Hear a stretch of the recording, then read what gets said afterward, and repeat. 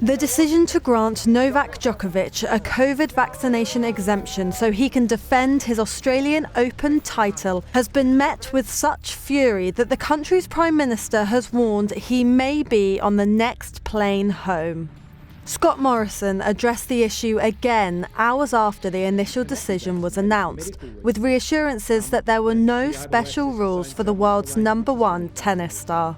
So we await his presentation and what evidence he provides to support that.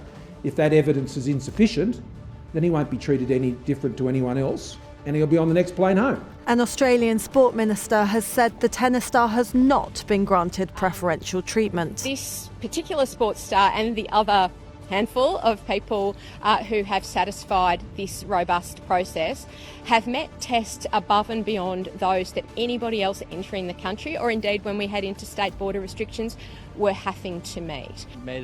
And tournament officials insist their process was fair. There were blind applicants that were received. In other words, no one knew who the applicant was. That was reviewed and assessed and then passed on to the second panel, which was set up by the government for further assessment.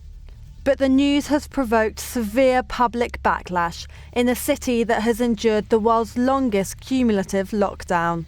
And I think it's an absolute disgrace and I won't be watching it. I really don't agree with there being one rule for one and another rule for others. So I feel that there should be he shouldn't be allowed to come. I guess he might even get booed when he gets up onto the court. Over 90% of Australia's over 16 population is fully vaccinated.